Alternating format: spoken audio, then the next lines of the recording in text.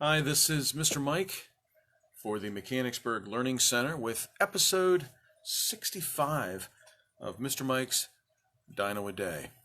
Thank you for watching. Thank you for sharing on Facebook. Thank you for watching our archived videos on Mr. Mike Sgrignoli's YouTube page. So let's jump right in. Today's animal was discovered extremely recently, just literally months ago, and it was just described very recently, just weeks ago. So the animal is hard to pronounce. It's a long name. I'll show it to you in a minute, but I'm going to talk to you about where dinosaur remains are usually found. Typically, we dig them out of the ground. Typically, they're encased in some sort of matrix, hardened rock that we have to chip away painstakingly. Sometimes it can literally take years to reveal what's inside an old rock, an old block of rock that you chip away and finally reveal dinosaur bone. So it's very exciting when we find something, but it could take years until we know what we actually have. Well, this is one of those exceptions to that particular rule. This was found in something we call amber. Now, if you've watched the Jurassic Park movies, the whole series of films was based on the fact that amber, which happens to be a resin that is secreted from trees and then hardens. If you remember the first film, they show an insect getting trapped in it. And then the amber basically turns into like a gem, a yellowish gem. It's very hard, but it happens to preserve what is inside of it.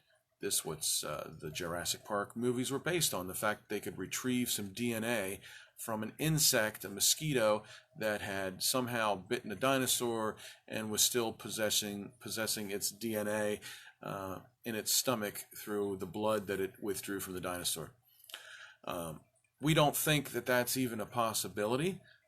It's something that if we could figure out how to do, it probably wouldn't be a good idea to bring back dinosaurs while we're still around. So right now it is complete fiction. But amber can do some wonderful things, and we have made some discoveries in it that have been just mind-blowing. And this is the case of the next animal.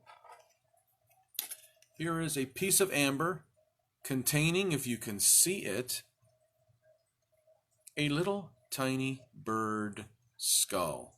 And we have called it Oculudentavis. Oculudentavis. The name is complicated. How many syllables is that? Oculudentavis. Only 6 syllables, but it's kind of tough to pronounce. So Oculudentavis translates to oculo, eye, dent, and then avis. So the name literally translates to eye, tooth, bird. Very exciting.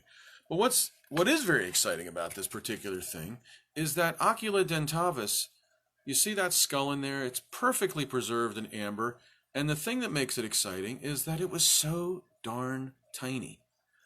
So tiny, many times if something is preserved in amber, people just miss it. They think it might be a leaf, which happened recently. They found some feathers in amber, and it was mistaken for an old piece of plant. So they didn't get too excited until a paleontologist had a chance to look at it. So the Oculudentavis turned out to be a really exceptional find, and the reason being, and we'll show it to you again, here is the little skull of a bird that was probably hanging out near a tree, and some mean old tree dropped some resin on it, coated it, and preserved it for millennia. This thing's about 99 million years old. Now, they did what they call a CT scan. They're not chipping away the amber yet to get to it.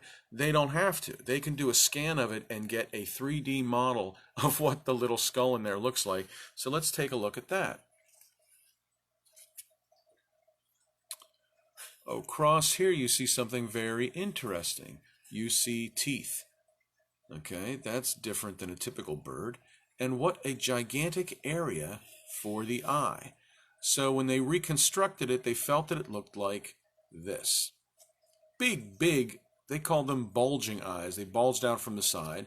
And then there you can see teeth, making it different from a modern day bird. So a transitional animal between the bird and the dinosaur. The eyes were interesting because they bulged out and they were very large. So they felt that because of that, when you have an animal with large eyes, that means it might be a good night hunter.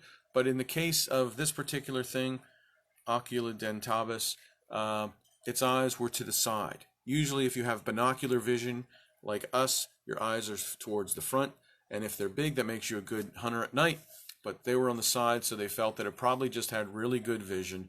And it was what the word is, diurnal.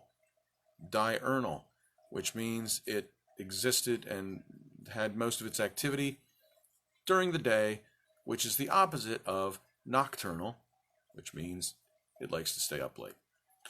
So here's the thing about the Oculudentavis. See my finger here? I'm going to show you a close-up of my thumb. In real life, the Oculudentavis skull was about as wide as your thumbnail. This is a teeny, tiny animal, and it happens to be the smallest dinosaur ever discovered. So this whole thing is less than ½ an inch. It's tiny. We don't know anything more about the rest of the animal because only the head was preserved. Maybe we'll find some more specimens later, but right now we can only say assuredly that it had feathers, had big eyes, long beak, and it had 23 teeth. So there you go. Oculudentavis, today's Dino of the Day. One thing about amber, which has caused a little bit of controversy, which we should mention, some scientists are not even wanting to recognize animals that are discovered in amber for the simple fact that this amber is being mined in Myanmar province, I believe that's China, and the working conditions for the miners is what they would say deplorable, horrible, and they think there are underage kids there. So we don't necessarily want to reward the scientific community and have there be a greater need for looking for amber when we know that the working conditions of the miners might be not so good. So there is some controversy.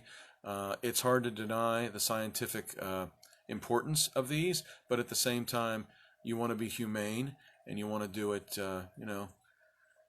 do it the right way. So the Oculudentavis was a diurnal, active during the day animal, and it was discovered in what we call Burmese amber. Burmese. Okay. So here is today's poem dedicated to Oculudentavis. Maybe we should all say that together. Let's break it apart so it's easy. Oculud, okay, pertaining to the eye. Dent, like a dentist, pertaining to the teeth. Avis, or avis, pertaining to a bird.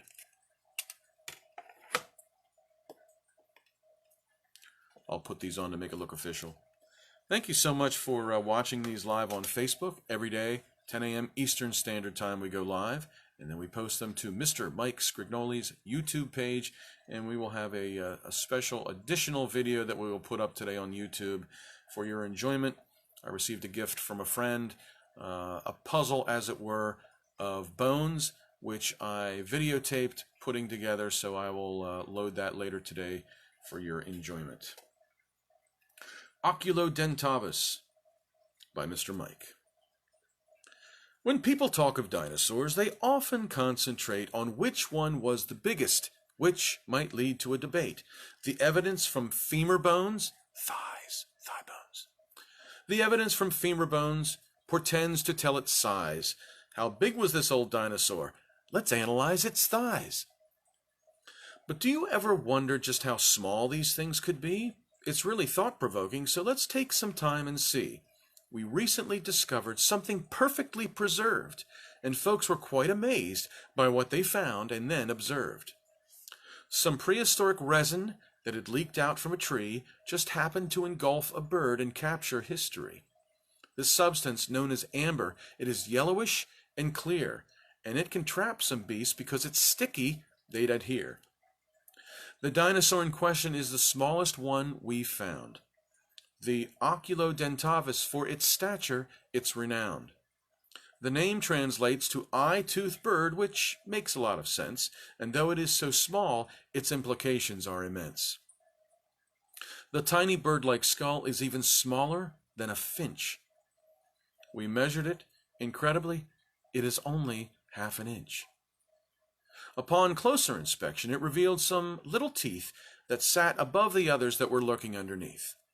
It had enormous eyes, and they were bulging from its head, allowing it to capture all the bugs on which it fed. The Oculudentavis is now famous for its size. So don't think big and bulky. We must learn to minimize. The Oculudentavis, episode 65 of Mr. Mike's Dino-A-Day. Learn it, know it, love it. Oculudentavis. A lot of syllables, but man, what an incredible animal. And there will be more incredible finds that will be discovered in amber. Whether the controversy, remains is unclear, but there are an awful lot of interesting things out there to be found. So thank you for watching episode 65. Thank you for tuning in live, 10 a.m. Eastern Standard Time every day. Thank you for watching on YouTube. Please subscribe, please like the videos, and we will do it again tomorrow for episode 66.